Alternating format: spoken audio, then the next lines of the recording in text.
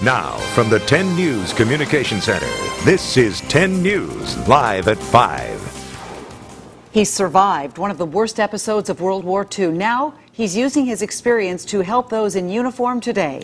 What started as a small idea last August spurred a Carlsbad retirement community into action. 10 News reporter Bob Lawrence is here now with the story. Bob? Okay, and Carol, this is a story about one person's will to survive, disappointment from his own government, and the motivation to make things better for others in uniform.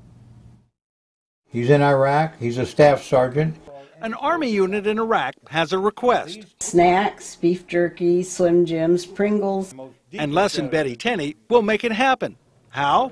We take a short ride on a golf cart and you'll end up at a special garage where an all-volunteer force beef jerky in this box and turkey jerky in this box here fulfills each request. Famous cookies.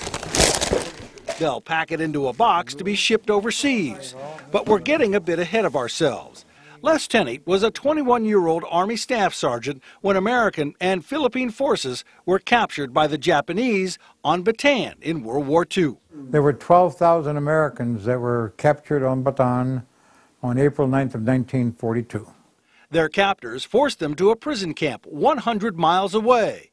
Scores of prisoners never made it in what became known as the Bataan Death March. But prison camp wasn't the end of the line for Tenney. They took 500 of us, I happened to be one of the 500, on a steamer to Japan, where they put me to work in a coal mine. He spent 3 years in slave labor under the worst of conditions.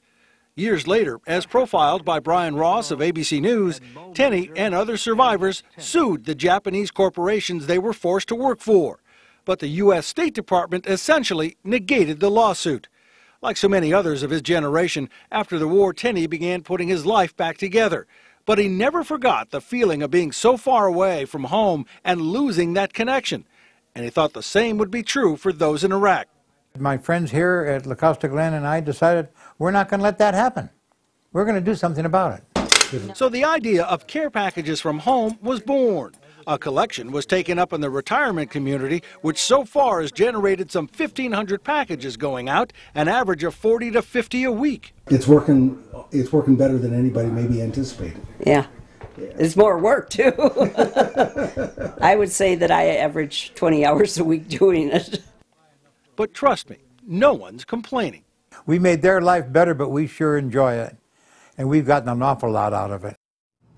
Now, virtually everyone in the retirement community volunteers to stuff the boxes and fill out the requests, but supplies and postage cost money.